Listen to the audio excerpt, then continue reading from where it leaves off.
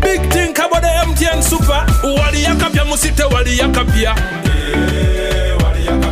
MTN kabo the Super mustairompia. Then you kabo the smartphone nebi yakabibiona. MTN kabo the Super mustairompia. Then you kabo the smartphone nebi yakabibiona. Wefunile simu ya Kabode Super empya olwonyumirwe GB 16 ez'obwerere osobola okutandika ng'osasulako emitwalo 4 n'ekitundu olw'endala ozisasula mpola ng'ossaayo sente ezitasukka siringi 10 buli lunaku ate osobola n'okusasula buli wiiki oba buli mwezi nga tuli wamu vibe zaffe teziremesebwa enkola n'obukwakkulizo bigobererwa. MTN erungamizibwa ekitongole kya Uganda Communications Commission.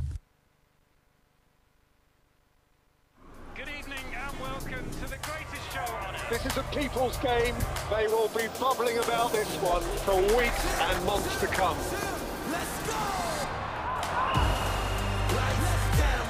Wherever you are, whatever your reason, it's on SuperSport all season long.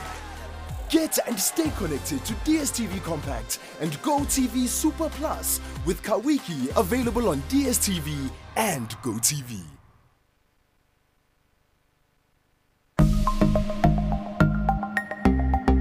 Better steady, be better. Sometimes I've been affected by those who send me money, by those who tell me send money on this number. If you don't send, we are going to switch you off. Recently, there is a man who keeps calling me from West Nile. He keeps sending money on my number. And thereafter, he says, you send back my money. Yet when you are sending money, the name of the person you are sending it to, this guy, I hope he's watching. This is like the 4th time. I have sent my money on your number by accident. Please, can you send it back? He said, is this security? So you have to be very careful. Follow the process and then master them. Let them not be in a hurry and then be extra careful. Better steady, be better. In partnership with Uganda Communications Commission and NBS. Lwaki otuyanira mu jaamu nga waliwo engeri endala gy'osobola okutuuka gy'ogenda nga totuyanye ku nkola ya union otambula emirembe ate otuuke mu kaseera mpaawo kaaga nga tofunye onna otambule nga VIP tuuka mangu mu kifo w'ogenda ku ssente ensaamusaamu download Union Let's Go app olunaku olwaleero. Union, the better way to move.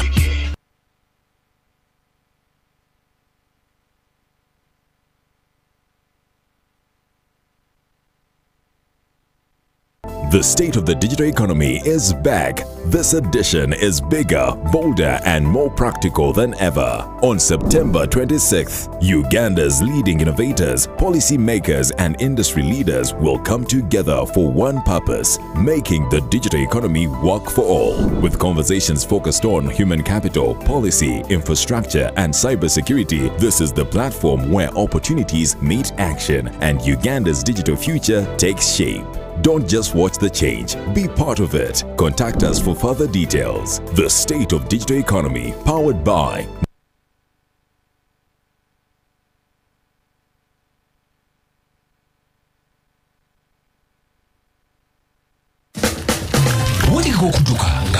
Mukola okuyamba ati muzilimu run ey'omwaka guno etuuse yabeera ongera kuzombeza 21 mwezi ogw'omwenda ku Phuket Oval erugugu twegatteko olunaku lulamba omunaabeera okudduka ebinu awamu n'okugaba ebirabo bino byonna bigendereddwamu okusereka ennyumba ekifo ekirabirira abaana ekya Shukran Babies Home mujje n'abaana bazanye bouncing castles face painting ice cream n'ebirala bingi genda ku Ntebe Salam Bank wonna oba emizikiti omuli Old Kampala Kibuli Wandegeya Nakasero ofune kiti yo ku mitwalo 3 gyokka biwagitwa Plascon, color your world.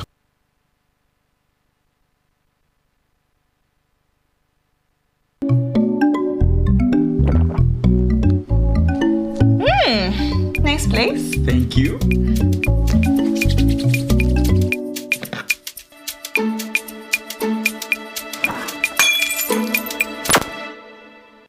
Now you can pay for GoTV weekly for as low as 5,000 Uganda shillings a week and enjoy your most loved entertainment with Kawiki. Dial *206# or use the My GoTV app to pay. GoTV Uganda. Love it. Eno, yes, Salam TV.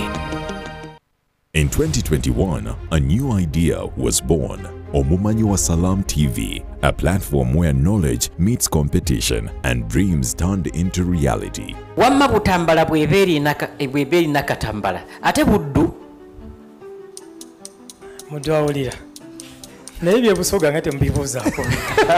Over 200 participants registered for the very first season, setting the stage for a tight and thrilling contest. From the intense battles, Nasa Sebagala emerged as the first ever Omumanyi champion, driving home a brand new car. Mubannange bwe nali nabo nimba nti nawangula ekifo ekisooka. Allah n'ansobozesa n'enfuna ekirabo eky'emmotoka, emmotoka empya ennamu. Wakisa Hassan, the first runner-up, walked away with a plot of land and title. ng'omuntu nali wakubiri era ekirabo kye nafuna bampa ettaka nalifuna ne bampa n'ekyapa kyalyo nange neefuuka landlord mu ggwanga lyange. Kino kye tukoze ky'omumanyi wa Salam twasazeewo kibeerewo buli mwaka. My team knows that we don't debate whether or not we are going to participate in the activities during the holy month of Ramadan with Salam TV. With support from big brands like MTN, Sam's Foods, Jumia Foods, Movit Products, Sema Properties, Babub Motors, Hill Water, S24 Genuine Parts and Accessories, and the campaign was a resounding success. In 2022, the contest got even bigger. School children battled out with the old. After vigorous auditions, 40 participants battled it out. Omumanyi wa Salam TV wa 2022 yono. Omukulembeze wa Islamic University in Uganda aba ayitibwa atya? Akulembera ssenkulu wa Islamic University in Uganda aba ayitibwa atya? Mufti. Otulimbye nnyo naawe. Buli kimu kyonna kirirwedde, emmotoka gye twabasuubiza erirwedde, pikipiki erirwedde, ekyapa ky'ettaka kirirwedde, ne sikuriini gaggadde. Omuntu yagenda okuba nga naye yeewangulira. Byonna ebirabo birirwedde. Abo bonna abali mu finals omumanyi nti emmotoka yamwe yiino. Segawa Hassan claimed victory, receiving a brand new car, Kakande Juma and a land title, while Saidi Abdallah Kafero won a motorcycle. Tusiimira ddala okumanyisa bannayuganda ebigenda maaso. It is only this because tosobola kufuuka mumanyi okujjako ng'onoonyezza okuki okumanya. We value the programming, the broadcast of Salam TV. We value the commitment and support of all the sponsors. You are doing us wonders as a community. We know where we are coming from in terms of media and in terms of Muslim media in this country. We appreciate the sponsorship from our partners, Gaso Motors, Millennium Properties and Mark Border. The atmosphere was electric. Then came Ramadan 2023 and with it, Season 3 in full gear. We experienced massive participation and unmatched excitement. Uganda is 3 hours ahead of Greenwich or GMT. Which time zone is Uganda in? Seko luzungu nga lungi nnyo. Terutegeere. Seko ekigenda okunsula ekibuuzo ekyo luzungu. The competition flooded with participants all eager for victory. Abdulwahab Abubakar emerged champion, rewarded with a Haji package. Kasule Ismail secured second place, worth a land title, and Isa Waiswa, who won a motorbike. Njagala nnyo okwebaza Next Media wamu ne Salam TV okuteekateeka embeera efaananako bw'eti, okwagala okwempawalinga abasiraamu b'eggwanga wamu n'ensi yonna bagende maaso n'okusoma n'okunoonya amagezi. Kubanga obulungi buli mu kubeera na information is power. Naffe abamulait kyovala twava ne tugamba nti buli anaaba nga atambulidde mu mbeera eyo ey'okunoonya okumanya naffe tujja muwereekerera n'okumufuula landlord. We felt as Tawakal Travel would give that gift that is the most important in an Islamic person's life and a gift that lives with you for the rest of your life. And we commit our partnership with Salam, Next Media Group, and all the other partners that we continue to work with to continue being part of this journey, and we hope that we can continue adding quality to your lives as we move together. Thank you very much. Big up to our sponsors, Tawakal Travels, Amrite Investments, Sam's Foods, Movit Products, Plascon, and Salam Charity Foundation. In 2024, Omumanyiwa Salam became even more colorful and intense. Auditions brought in more talent, and 60 participants fought through the finals. The questions got tougher, tension rose, and some fainted under pressure. Tulina ekigambo OIC kiri abbreviated. Kyekimufuula. Organization of International Criminals. Otulimbye nnyo naawe. In the end, Bossa Ayub triumphed, winning a Haji. Abubakar Cheyune walked away with a land title, and Semanda Ashraf winning a gas package. Alhamdulillah hijja bagituwadde era nga munda bakombati ino tugitaddeko ingidde emikolo twatandise emikolo labbaika Allahumma labbaika oli mukati sebo mukama wange somba kakasa ndi hijja kituufu ebya salamu bituufu ebya muzaata bituufu ebya Chapa General Enterprises bituufu sebo mukama wange amin sebo twakolagana ne Salamu TV mu kisiibo kyonna nga tuwagira omumanyi wa Salamu ne tugamba kirabo kiki tusobola okuwa omuntu amanyi Katonda we okutuuka ku ekyo okutuuka okuddamu ebibuuzo byonna ebimubuuzibwa Katonda we ne tugamba tujja muwe ettaka era buno bweyamu bwa kutuukirizibwa leero ettaka lye tumulese ku eno estate ennene nnyo erimu plots 87 alondeko wonna waayagala okubeera era amaze okulonda n'ekipande kye tuzze tukitegese walonda we tukisimba kiriko amannya ge ne title yo ennene y'omumanyi wa Salamu season 4. Okwebaza management ya Info Trust olw'okutuukiriza endagaano yaayo ate n'etuwa ettaka eddungi lino Kasozi. Thumbs up to our sponsors, Muzata Tours and Travels, Info Trust Property Consultants, and Stargas. Many others celebrated with prizes from Chapa General Enterprises, Sam's Foods, Movit Products, and more. The year 2025 brought a historic surprise. For the first time, a lady champion emerged, Hadia Namatovu. Her victory lit up the female fraternity, earning her a Haji package and other rewards. Mwebale nnyo. Eno ye program gye tukola nekomekerezebwa mu Ramadan. Bagitandika much earlier. Naye program abantu gye benyumirizaamu ne bayiga history abasajja mubabuuzize G7 nenga kati G7 connection yayo n'obusiraamu erwa nemanya nti obusiraamu is the way of life otategeera byansi tosobola kusucceedinga ng'omusiraamu. Njagala nsiime basponsors baffe mwebale nnyo mwebalire ddala nga simenya ani naye mwenna muli b'amaanyi nnyo aye tujja basupportinga. So Haji Karim, let's not forget these sponsors. Tubajjukirenga during Ramadan oba ku mumanyi wa Salamu, even other days. Abategesi mbebaza nnyo olwa initiative eno. It is key mu kubanga tutambuza obusiraamu. It is key mu kubuildinga confidence ey'abaana naddala bano abeewaddeyo okubanga abajoininga competition eno.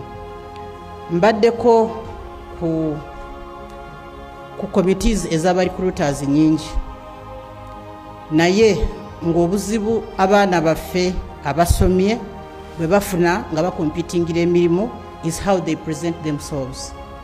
The confidence within which they talk is wanting. This instant thinking gye mulabye wano naffe bwe tuba tulamuza emirimu bagituyisaamu. They give you 10 minutes to talk to colleagues on a question gy'obadde tomanyi ate ne banno ne bakuwa max ne bagamba ekituufu oyo atusinze oba tatusinze. So kye tulabanga ekitono wano bano abantu abadde wano tebajja kusigala kyekimu, whether yatutte umra oba si yagitutte, their confidence levels are now built. Lutaya Huzairu, the first runner-up, proudly claimed a land title, and Kakomi Farouk got a high-density mattress and many other goodies. Sponsorship from Muzata Tours and Travels, Infotrust Property Consultants, Euroflex, General Enterprises, Sam's Foods, Movit Products, Salam Bank, and Salam Charity Foundation. Now, Eno ye Salam TV.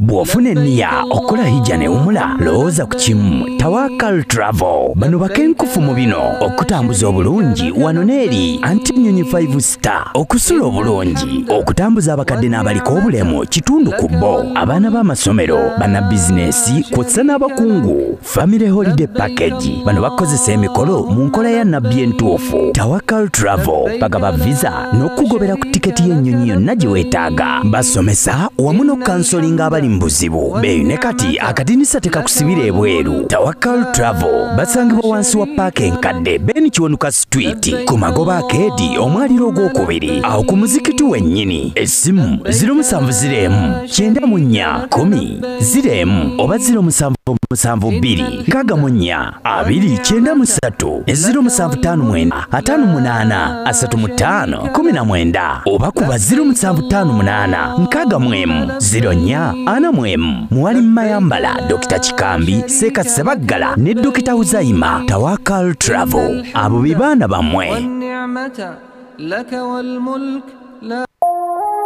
Eno ye Salam TV. حسبي ربي جل الله ما في قلبي غير الله نور محمد صلى الله لا إله إلا الله. أعوذ بالله من الشيطان الرجيم بسم الله الرحمن الرحيم الحمد لله ثم الصلاة والسلام على رسول الله صلى الله عليه وسلم. رب اشرح لي صدري ويسر لي أمري واحلل عقدة من لساني يفقهوا قولي. أما بعد فالسلام عليكم ورحمة الله وبركاته. ما شاء الله, we are broadcasting live from Studio 10. Mashallah, salam. Mungu ateke mbarakira tongera bulungi abange mwenna abaddu b'oweekitiibwa Allah abalabi basalamu abalungi ate abakazi b'olutindo bana yesu okubola bakweyo jemuli alhamdulillah twebaza katonda mashallah taala olw'ebyo byatugerera ebirungi byonna n'okusomooza konna tusaba oweekitiibwa Allah subhanahu wa ta'ala kutuyiseemu twebaza oweekitiibwa Allah subhanahu wa ta'ala ku lw'obulamu obulungi bwatuwadde era bwatukomedde tusaba oweekitiibwa Allah atwongere obulamu obulungi ayongere otuwa ebirungi barakaati buli tunamwebaza ajja tongera la in shakartum la azidannakum we yatugamba oweekitiibwa Allah subhanahu wa ta'ala munanebaza nje kubongeranga bwongezi. Mungu alina bingi ate ebirungi bingi. Mungu tagwesa ate ayagala birungi kubanga ayina akusasula bingi, ayagala bingi akusasula bingi, ayina ebirungi bingi, alright, ate ayina ebingi ayina byonna tagwesa. Mungu subhanahu wa ta'ala takendeeza naye kye tumuggyako gwekye just imagine kyojja ku ekitiibwa Allah subhanahu wa ta'ala kiringa tteeka mpiso mu mazzi ettonde eryo erijjira ku mpiso, right? If you put your needle into the sea, into the water body, right, that drop that comes ebyo bu drops obujjo bujjira ku needle oba ku mpiso kekantu ketujja ku ekitiibwa Allah subhanahu wa ta'ala. Kitegeeza ki? Walaw ijtama'tum nimba mwegasse mwenna nemusaba Allah subhanahu wa ta'ala byonna bibawa takendeezaako wadde n'akamu, takenderako wadde n'akamu, kubanga gwe riziki gy'osobola okujja ku Allah subhanahu wa ta'ala keeko kokka akatini. Saba ekitiibwa Allah subhanahu wa ta'ala atwongere obulungi. Banaye Allah tagwesa, tumusabe, tumwagale nnyo, tukole ebirungi, ayina bingi mu kusasula, ayagala birungi, ayina birungi mu kusasula. Oweekitiibwa Allah waffe tabaraka wa ta'ala rabbuna rabbul izzati wal jalal. Saba oweekitiibwa Allah atumalire era ffenna abeerenga atuwa barakat masha Allah ta'ala. Ayo mikwana abalungi, oluvannyuma olutegeera embeera eyo nategeera ndi waali ku byonna ebitambula biraba, revenue byekuyisaamu Mungu abiraba, kontene zikyagaanye okuvaayo byonna, there is a reason as to why ziganye okuvaayo. Gumiikiriza nga tusaba Katonda ajja tujja mu mbeera enzibu eyo, nekyo olina okukola okubanga olongoosa wakati wo n'oweekitiibwa Allah subhanahu wa ta'ala. Muamalatuka ma rabbuka tabaraka wa ta'ala, enkolagana yo ne Allah subhanahu wa ta'ala kaifa tata'amal ma Allah enkolagana yericha ne wekitiibwa Allah subhanahu wa ta'ala alayka bi kathrati al-istighfar olina okuyitiza nnyo istighfarat okwenenya maaso g'ekitiibwa Allah subhanahu wa ta'ala so n'ebisigadde bingi nnyo bitulina okuba nga tukola mikwano gyaffe abalungi oluvannyuma lw'embeera eyo mukkirize bategeeza tukyali mwezi gwa rabbi al-awwal rabi'in al-anwar rabbi al-awwal tegeeza shahr mawlidu sallallahu alayhi wa sallama gw'omwezi ogw'omubaka muhammadu sallallahu alayhi wa sallam yazaalibwa mwezi guno gwa bbeeyi gwa nkizo myezi egisigadde mwezi gwa nkizo gwa bbeeyi naye kyewuunyisa nara baadhi an-nas nga bagudaafa bagukakkanya zif gulinga myezi gyanjawulo gyegya bulijjo la mungu ogulona n'abaana bwe guvaamu bwe guzaaliddwamu omubaka muhammadun sallallahu alaihi wasallam mwasengukidde mwafiiridde a lot right it means a lot bitegeeza bingi nnyo kitegeeza kinene nnyo lwaki Allah subhanahu wa ta'ala yamuwangalira yamugerera n'azaalibwa mu mwezi ogwo tegedde mungu subhanahu wa ta'ala n'amugerera n'afiira mu mwezi ogwo lwaki Allah yamugerera n'asengukira mu mwezi ogwo n'ebirala bingi byatuka ku nabbi nga y'omuntu mainly nga bikyusa mu mbeera ze nnyingi bikyusa mustakbala hadhihi al-umma bingi byatuka ku nabi sallallahu alaihi wasallam mu mwezi guno nkizo kijje guyina right olwekyo okubanga twogera ku kuzaalibwa then n'okuzaalibwa kwa nabbi kyali kikulu newuunya omuntu anti kikyamu right omuntu okuddawo ina agamba nti okuzaalibwa kwa nabbi tekulina amakulu okutuma kwe kulina amakulu right abakubanga sawa salama tazaaliddwa tiyanditumiddwa listen to that kiringa olikugamba nti bakadde baabakuzaala tebalina makulu wane waffe gwe olina amakulu okubanga Allah tawisirizza ku bo n'ozaalibwa ategedde makunta shay'a tewandibaddewo right tebandikulabye tegeza oli azannyira ku bakadde oba mukyala wo baani aba disrespectinga gwe newe yagamba nti akwagala nokyo yenna azannyira ku nabbi sallallahu mu kuzaalibwa kwe right n'okuzannyirako okyo oba disrespecting nabbi sallallahu mu mbeera ng'ogamba nti otaasa kitiibwa kya nabbi eyo nno kibayita guluwu right mu kutamwa booyita abakola ebitali birungi tegedde mazaalibwa ga nabbi sallallahu mu kutamwa bwe booyita abakola ebitali biki birungi n'otamwa nnyo oluvannyuma n'oyonoona ate ng'ate ogamba nti olongoosa al-ghuluw mujawazatul hajj oba osusse ekkomo kutuuka neogamba nti olinnyirira okuzaalibwa ku mbaka muhammadun sallallahu alaihi wasallama lala mutuyambe temuddamu kutandika okulinnyirira okuzaalibwa ku mbaka muhammadun sallallahu alaihi wasallama abange kwawukana ku kuzaalibwa okwa bulijjo nolwekyo abakubanga tazaaliddwa tetwanditegedde tetwandibadde na mubaka ayitibwa muhammad sallallahu alaihi wasallama right newe yandizaaliddwa min gairi abi right era yandizaaliddwa buzaalibwa okutonda kuli okwo okutondebwa nga tewali taata na maama kwakoma ku adamu okwaddako kwali kwa hawa kuva mwani mu adamu okwaddako kwali kwa ffenze naawe omusajja n'omukyala okwaddako kwa isa alayhi salatu wassalam okuzaalibwa ng'azaaliddwa maama min gairi abi kigambo ky'owekitiibwa Allah subhanahu wa ta'ala nolwekyo nabbi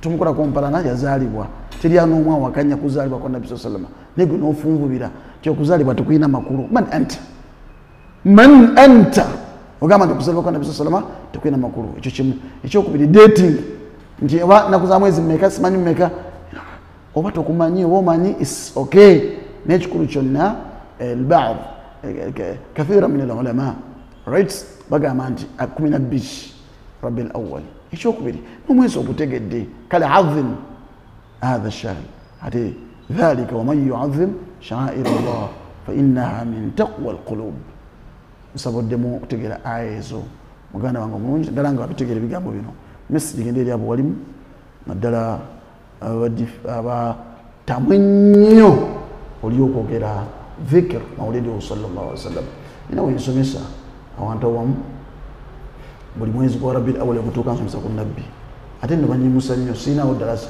naye banyimusa mwezi gwa Rabiul Awwal mainly balinga babakigendera naye nga ulinotandika njogera ku mawulidi twogera ku mawulidi buli face neyeekaba naye ziba juma zenkubawo nsomesa ku nabbi saa sallam naye tugenda okuva mu kutuba oba tugenda okuva mu ddalasa ng'ate abamu abasinga obungi ate bali mu kunsika mu mukono weebale kusomesa ku nabbi nga nti bingi byotamanyiiko kyokka ate boogera ku kigamba mawulidi owulira ng'ofa ensonga lwaki Salaamu TV yasalawo puroguramu eno tasih almafahimu entegera y'abantu etereere edde ku mbeera entuufu ibinihi jalla waala negiteekawo kubanga abantu balongosa omuntu ayagala kukola ekigamba mawulidi ate tugenda kwogera kuzaalibwa kwa nabbi atandika nokukafuwaza nina bankafuwaza nali kuzuumako nga nsomesa zoom America bangereza luddawa abantu ba diaspora abanolengerawo kunkafuwaza kafuwaza era waliko abantu bangi abagamba mbubo tebaagala mawulidi ngamba kati bane obuzibu buli butya sirina gwe ngambye genda mu kidaala nsomeseza ku nabbi kuzaalibwa kwa nabbi kwagala nabbi nabbiyani right nabbiyani sallallahu alayhi wasallam naku lwaleero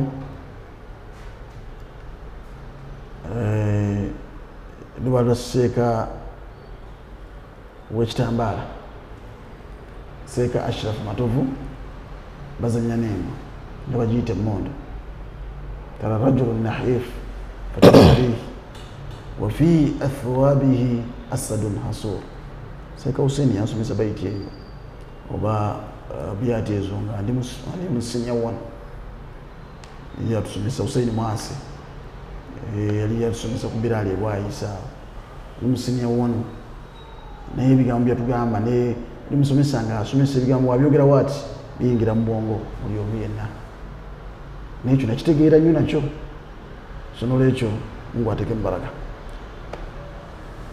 seeka tusomesa okulaba kwatako mungalo awuzange ennaku zino ngege zikwata kaaba zikwatamu omala kuneeka ebiga Assalamu alaikum. Naam. Sanso kulaba. Alhamdulillah rabbil alamin. Abantu basiima. Sawalla na yasimi. Amin ya rabbi. Okumanya Mungu asiima kyobulaba akyakuwa omukisa okujja wano. Alhamdulillah rabbil alamin. Akyakuwa omukisa okwongera okusomesa ebigambo ebyo ng'okyassa. Sawalla tagutujjaako atwongere bwongezi ya rabbi. Amin ya rabbi. So Mungu akkirize ya rabbi. Amin ya rabbi. Sanso kulaba mu studio 10. Alhamdulillah. Studio 10. Mwajitumia 10? Tuli mu studio 10. Alhamdulillah. Alhamdulillah. Mungu ateke mbarakati. Amin ya rabbi. Era ffenna beerenga atuwa obulungi. Allahumma amin. Soko buze kwatulaba. أعوذ بالله من الشيطان الرجيم بسم الله الرحمن الرحيم الحمد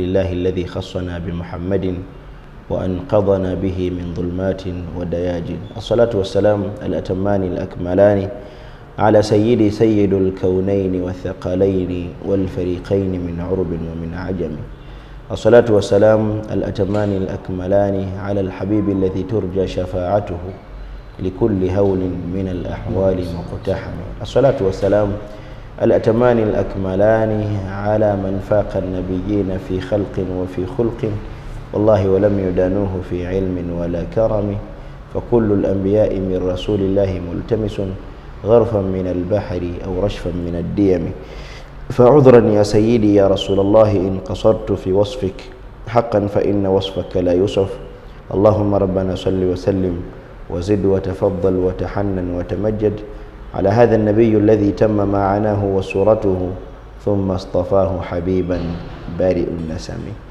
abalungi betulina mu kutimbe lwaffe olw'emirembe olwa Salam TV yonna gye musinzire okubanga mutulaba enkyayo olwaleero ate nange muzikirize ntandike nga Sheikh Mayamba bwenkakasa bwe yatandise n'okutenda Allah subhanahu wa ta'ala n'amatendo gonna amalungi amajjuvu mu bujjuvu bwago Allah jalaaluhu subhanahu yatwawula n'atufuula ab'enkizo ng'atuwadde nabbi waffe Muhammad sallallahu alayhi wasallam okubeera mu umma ye kyokka kikumalira okubanga oli wa bbeyi gyali subhanahu wa ta'ala kubanga Allah yakulonda nakuteeka mu abo abagoberezi ba mukwano gwe gwasinga okwagala. Musajja mutegeevu omu amuyitanga Muhammad ibn Sa'id al-Busayri alayhi rahmatullah, mwagala nnyo okufa kubanga waje yayogera ekigambo mu buruda y'omwo ndoza mulyango gwa musanvu embasa erabidde yagamba nti bushra lana ma'ashara al-islami inna lana min al-inayati rukunan ghayra munhadim lamma da'a Allahu da'ina li ta'atihi bi akrami ar-rusuli kunna akrama al-umam. Bwera yogera ku Nabi Muhammad sallallahu alaihi wasallam ebigambo yatuuka n'agamba nti bushra lana ma'ashara al-islam, nga tulina amawulire amalungi effe abasiraamu, nga tufuna essanyu lingi effe abasiraamu. Bushra lana ma'ashara al-islam inna lana, olw'ensonga nti ffe tulina min al-inayati rukunan ghayra munhadimi, tulina empaji ey'okwesigamako ng'empaji eyo temenyekwa. Empaji eyo toyinza kujja nogaa nti osobola okugijjawo, tusobola kugirwanyisa nga Nabi Muhammad sallallahu alayhi wasallam.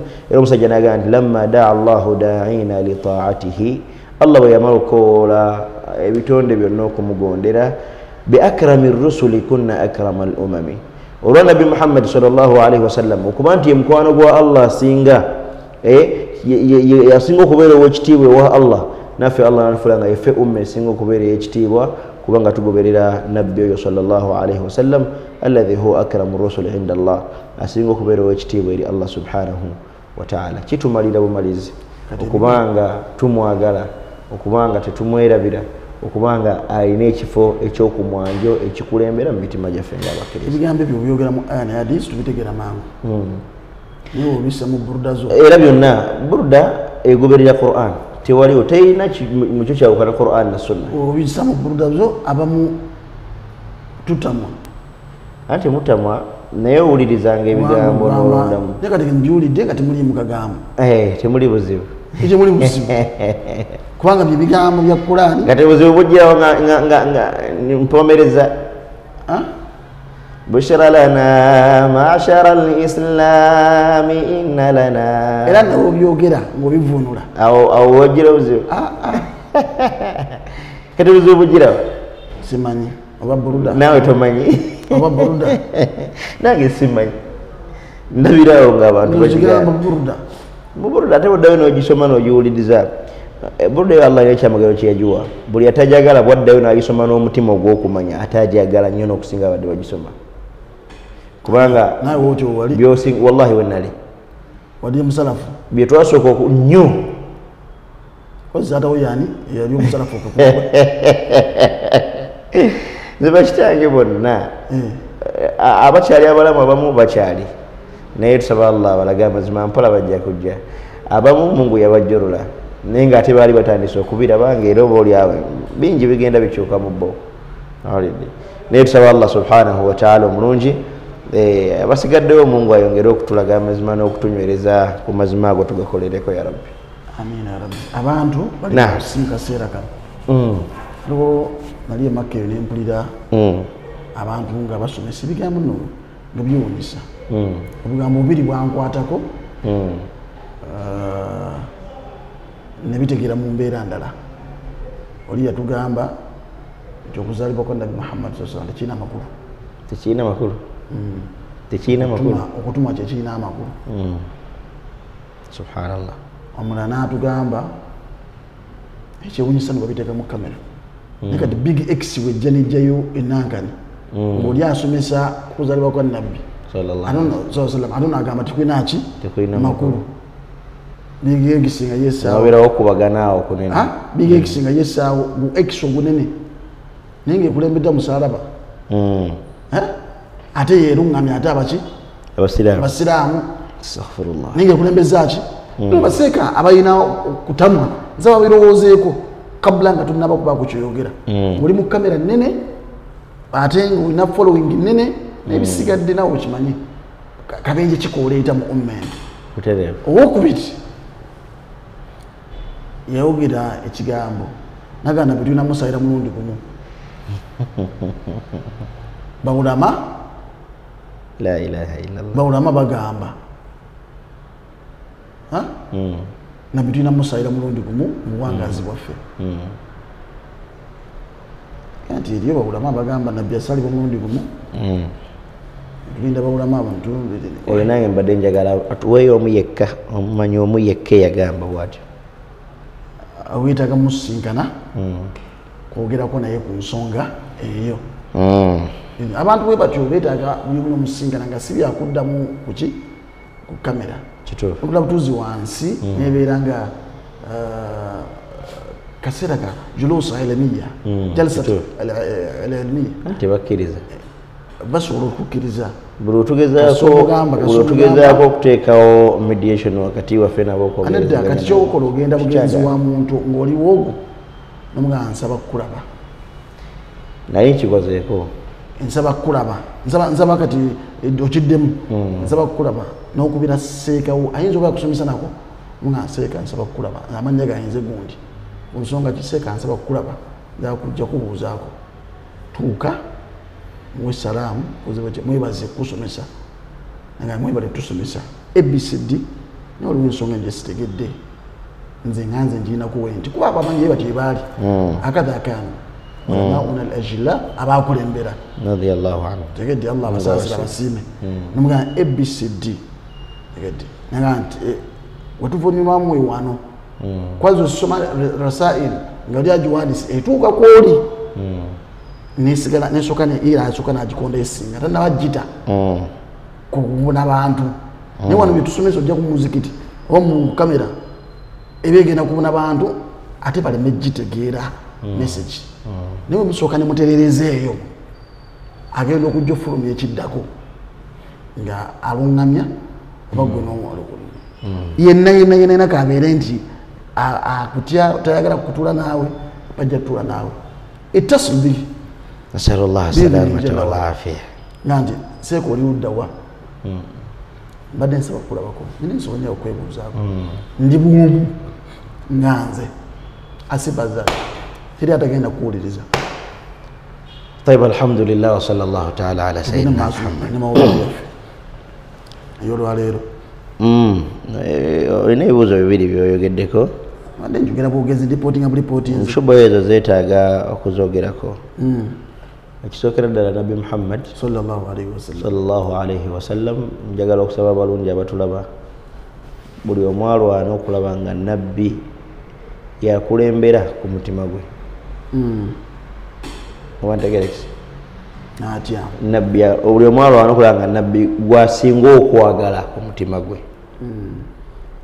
kubanga hadithi ni qur'ani byetulagira القرآن نريد سورة الأحزاب الله قال النبي أولى بالمؤمنين من أنفسهم يا ملابي فين جيت رسول النبي النبي أولى بالمؤمنين من أنفسهم أمام كوفون لا بقى النبي يقول إن بيركم يتم جابك كريزة ينزفون لا ينتوف إلى سجبوسا بوسا النبي أولى بالمؤمنين من أنفسهم نبي يتواجل نيو نوكسين أبكر زي بيجالا وهو يباجل ميو جاب نيونتوف وانت كريس بابا النبي محمد صلى الله عليه وسلم يتواجل نيو إذا تتوفى كل رميروي قوشمي النبي يتواجل نعكو كمبيم بريكاسيرا نو يجينا ميسا المعراج يجينا نعكو في صلى الله عليه وسلم الصالحين ماما عائشة رضي الله تبارك وتعالى عنها قالت يا رسول الله سبيلا الدعاء نبينا قالت اللهم اغفر لعائشة الله سنيو عائشة أما زامبي قل نجي يقول بس نجي ناكل شيء نجي ناسمبي ماما عائشة ناسا نيكانيو ناتوكانو كويكونو متوان سوري سنيني نبينا قالت واي أيسرك الدعاء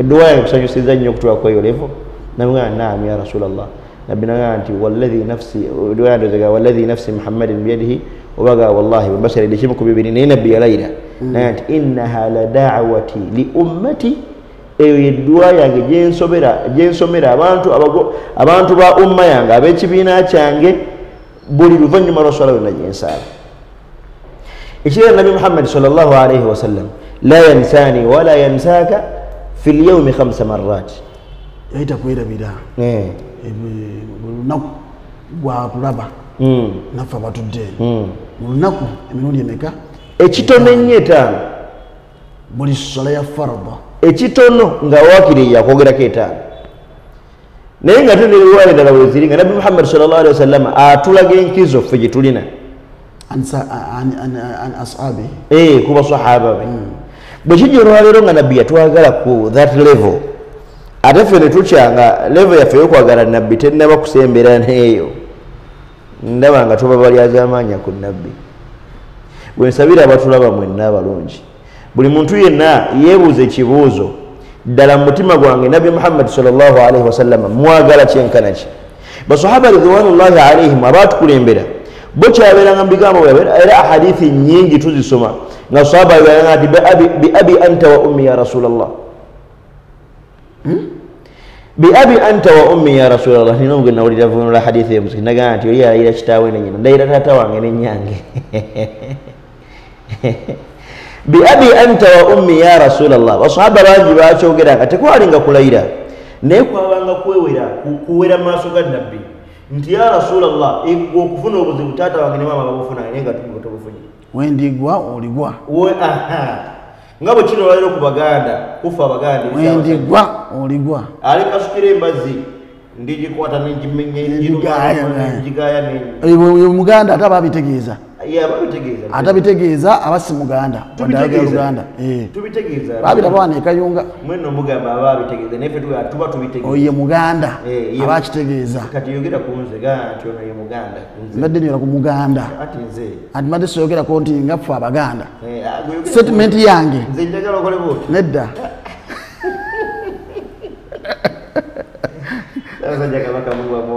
abira mubulamu bulungi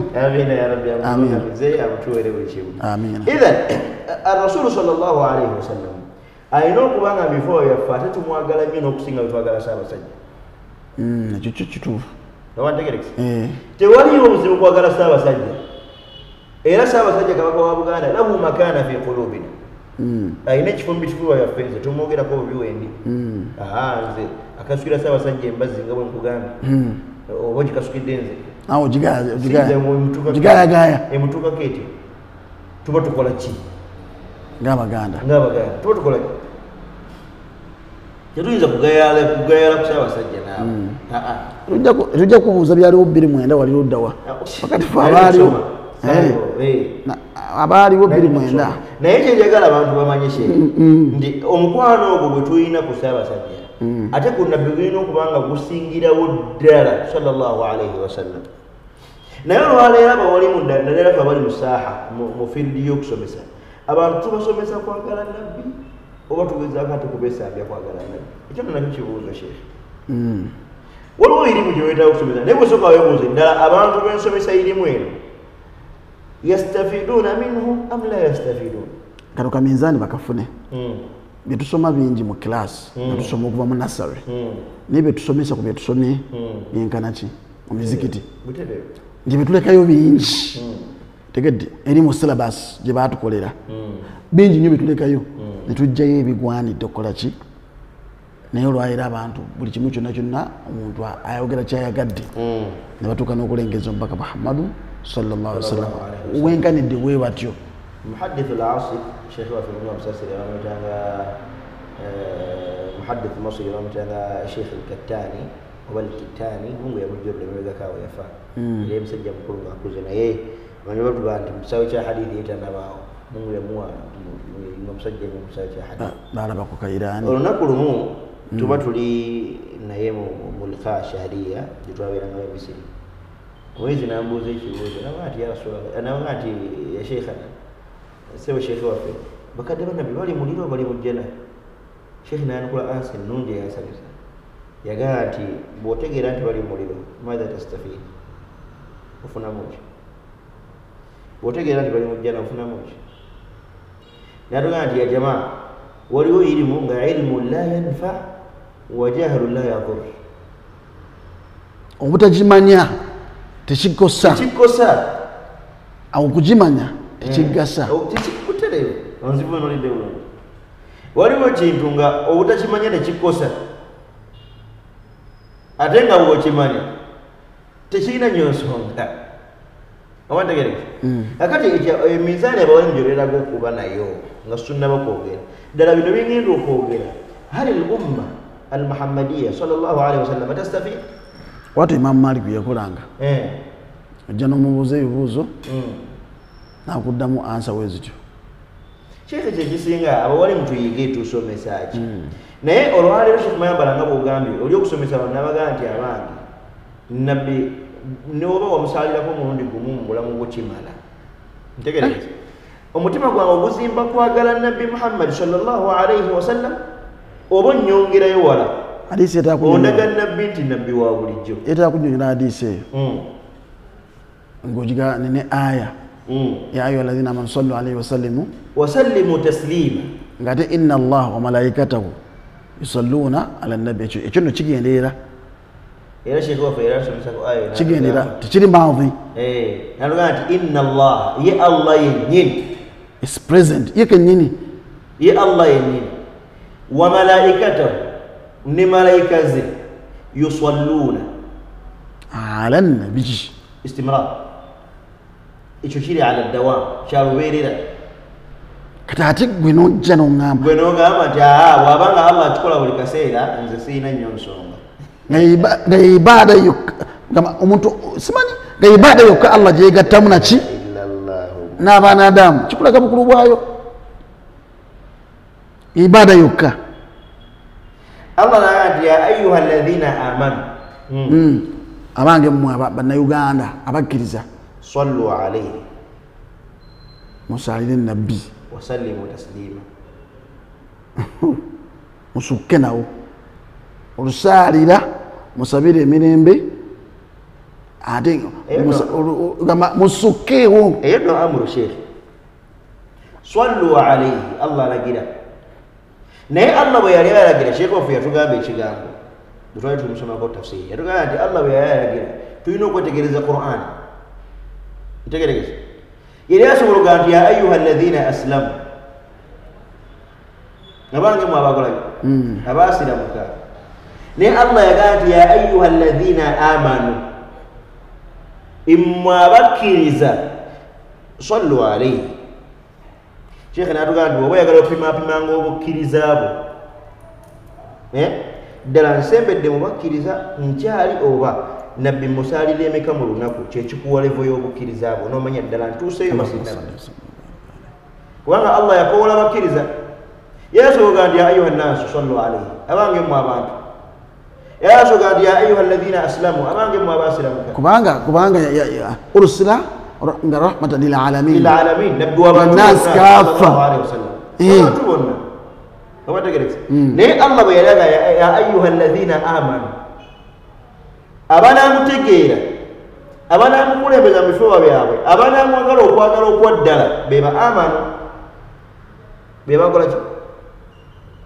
bebakkiriza sallu alayhi musalire byaddala temufa kuba liboogera yeboogera naye mwe mukole ki ate wasallimu taslima temweyisaamu kyabalondemu nga nabeera mu ssomero edimasa n'agamba nti mwenna mugende mu class naye baprefects musigaleeko emabega nabo bayizi naye balina ekyenjawulo hadithi ya nabbi mathkirtu inda anti tulina okwebuuza al-indiye yetegeeza ki ragma anfi murii nabbi sallallahu alayhi wasallam alaga nti ragma anfi murii arrugum yakinyonde mubeera nga kisembereganya okubeera ekituufu gwe nalabyeko akinyonyola naye ekigambo ekyo baba bakikozesanga ku baddu bababonerezanga abaddu bwe babonerezanga abaddu omuddu asembiyo okubeera omujeemu nga bamusiba ekibonerezo kye bamuwanga ekinene nga bamusiba fayakubuuna ne bamuvuunika bamwe basamuvunisa bwe bati amakulu fesi obuto byonna bibera ku ttaka kadde basiba amagulumundogoyi nga gali waggulu yani ali bwati fesi yeri wansi ne bawalula endogoyi endogoyi newalula fesi eno nga kyebagala ennyinda eno wanawonaona nakawompo wanawonaona gamba wanaona okubuke newe bamutanga nga buli bamanya nti mujeemu asigala ko maka afaanana bubi aliko obubonero obulaga nti yajemera mukama we kyebayitanga rughum, yani taddamu kubeera wa kitiibwa. Bakinsomesa mu teriyo nayinza kumukima njangu okole wange. Akinsomesa mu siniya ku biraali. Ekyo kati kyebayitanga rughum. Nabbi agamba nti raghma anfi rajuli, nabbi ategeeza nti Mungu akuggyeko ekitiibwa kyonna. Mungu akufuula owa wansi ekisembayo. Mungu nkyokugezesa kugwe nkyogera nti Mungu akuggyeko. Mungu aggyeko oyo omuntu ekitiibwa. Ndowooza nkyogedde bulungi. Oyogedde bulungi. Oyo aliwo yenna man dhukirtu indahu, singa mba njogeddwako waali. Bakyefu bagamba man dhukirtu indahu, ekigambo ekyo kigazi, al-indiya yebuna. Nti singa Nabi Muhammad sallallahu alaihi wasallam ayogerwako we tuli, ne waba ayogeddwako ku TV sallallahu alaihi rasulillah, naye n'owulira nga bamwogeddeko anywhere, falam yusalli alayhi anywhere. Bwe bamwogerako n'otamusaalira eggwe nabbi waganda Allah akwambula ekitiibwa kyonna. Baali bagakulaga khatar wakufuula owa wansi, kabenja akali mu butafaayo, recklessness mu kusaayira Nabi sallallahu alaihi wasallam. Ono gwe nalabye Mungu akola video naga nti ngera munenge gyadayogera naga nti oyinza okusanga oli awandiika mu kitabo nga awandiika naga Muhammad sallallahu alaihi wasallam. Ninjagala okusaba balungi abatulaba, nabbi wa Allah naye tuba tumwogerako bil adab na mpisa. Muhammad ekigwoyogerako nti Muhammad nga ne Qur'an Allah subhanahu wa ta'ala teyamwogerako na linnya kkalu, wabula yamukulembezanga ekitiibwa oba n'asembyayo ekitiibwa. Nabbi yekka, ye nabbi yekka ate ayogerwako bismihi al-mujarrad butereevu. Wa amma ghayruhu min al-anbiya war-rusul, bonna Allah yabayitanga amannya amakalu. Owategereka bwekyajja ku Nabi Muhammad sallallahu alaihi wasallam, Allah yamuwanga ekitiibwa. Bw'aba Allah yamwambaza ekitiibwa huwa binafsi, ate fe abaleero Sheikh abawalimu bangi boogera ku nabbi nogamba onayogera kwali nabiraga Muhammad yagamba, Muhammad yagamba. Bamaseeka bangi, bamaseeka si bawalimu wasalamu. Barakallahu fik.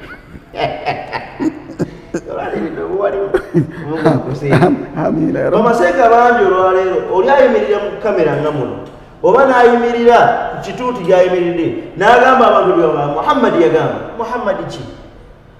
Nga ne mu Qur'an Allah talina wakyogera ni Muhammad yagamba. Asiika empuuta. Muhammad asiika empuuta. Muhammad yakuma geeti ewamu. Muhammad abasombera Muhammadur Rasulullah. Muhammadun Rasulullah.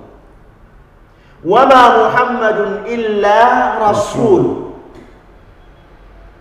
Allah subhanahu wa ta'ala watu yamugerako annabiyyu awla bil mu'minina min anfusihim.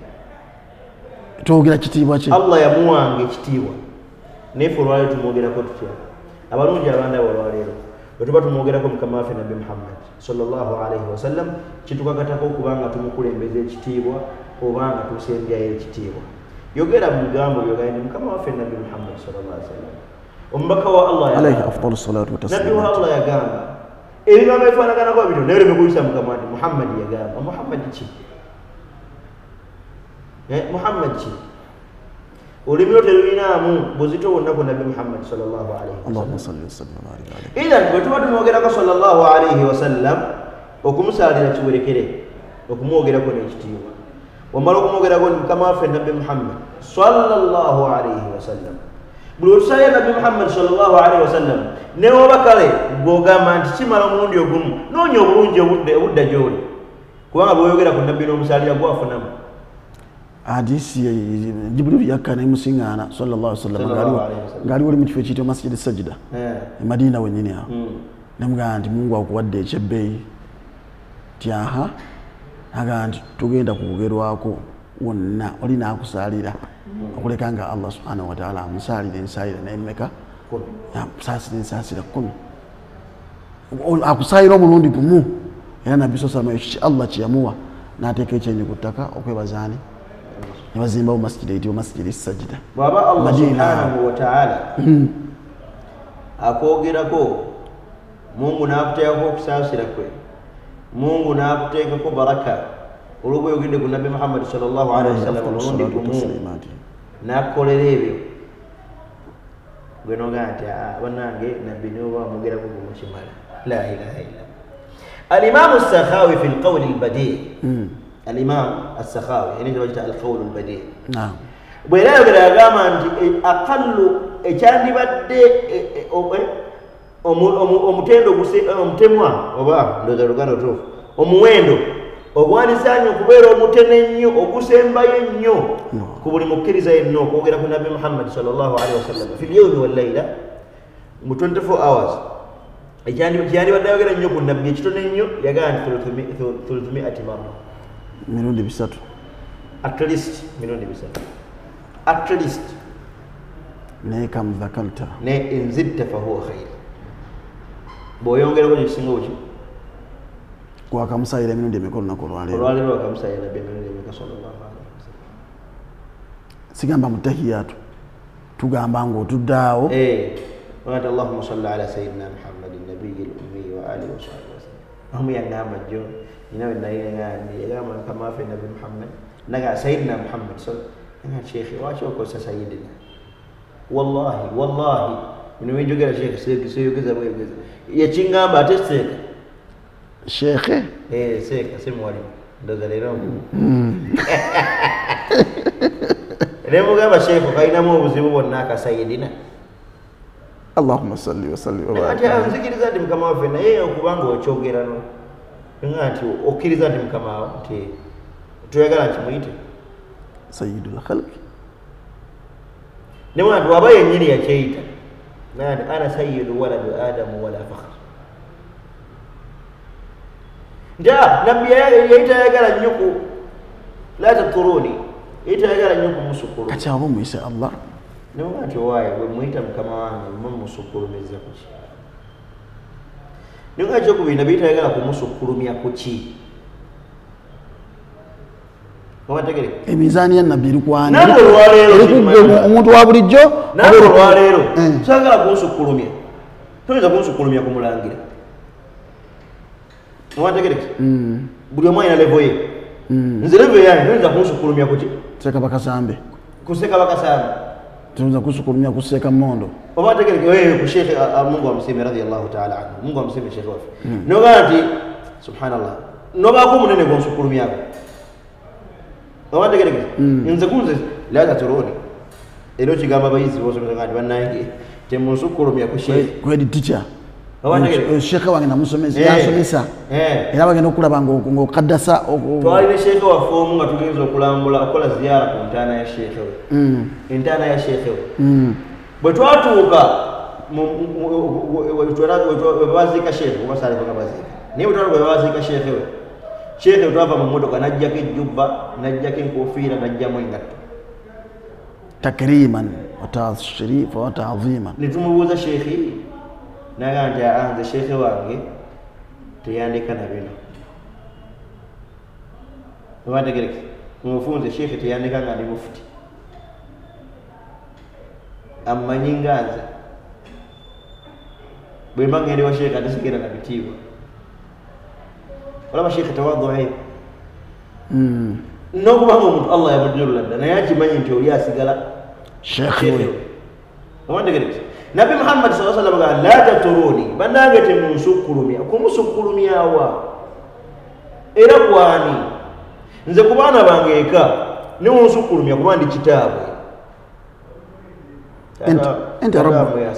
enta rabbul bait ina taata wammwe yasinga obulungi kummwe taata wammwe bisimillah kyekyo kuba bano mubasinga bange ne ku mukyala wo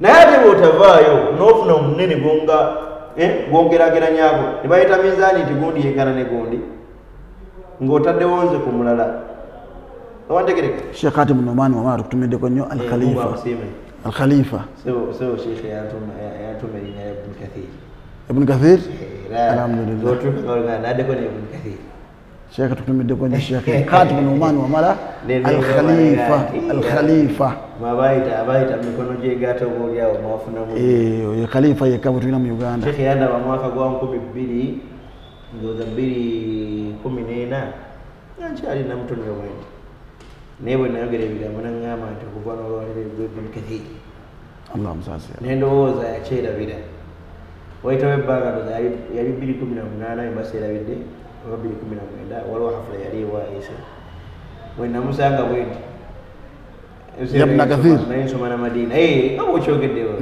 Yabna Kathir salaamu alaikum la ilaha illallah basajja nga Mungu yabawa hifdh oluvannyuma lw'emyaka nakati sheekh akyazijjukira omusajja omu gwe mmanyi mu Uganda asoma ebitabo Sheikh Khatim Numani Wamala yeebakira mu bitabo azuukira mu bitabo asoma ebitabo paka ssanga mutabo wa musanvu nadde abantu enaaji gwe tulina okutambulira era njagala okusaba balungi abatulaba tumanye nti buli wootuuka kwakusinga tolwananga okwesukkulumya obategereka n'abaana balina ebasomesa awo batandika ate okulwanyisa ate mukama waabwe yabasomesa nga baagala bwa ddoosi mushirifu taalimu bavubuka basatu nga balwana ate okukwanisa itinga ono naye nga yabasomesa naye nga tebalina wadde ke bajja kuwe kati gyali tusiibule ithan sheekhana njagala abalungi abatulaba basabe buli muntu yeebuuza ekibuuzo omanyi bitusibye mu mbeera embi mutategeera kitiibwa kya nabi Muhammad buli omu njagala oddeyo weebuuze ng'oli wekka ddala nabi Muhammad mwagala kyenkana ki njagala okusembyayo kana sheekhe oli yayimira ne mu kamera seeka naye si muwalimu seeka n'agamba nti nze baswaba bafiirira nabbi nze sobola mufiiririra wallahi lazim yagamba nze sobola mufiirira seka tusiibule ithan abalungi abatulaba olwaleero oyo atunakuwazza nnyo weebuuze nabbi osobola omufiiririra oba tosobola mufiiririra bw'oba tosobola kufiiririra nabbi weebala mu bakkiriza yandibadde nga bali ebisatu abaavaako baba bagenda mu lutalo lwe Uhud bisatu ne bivaako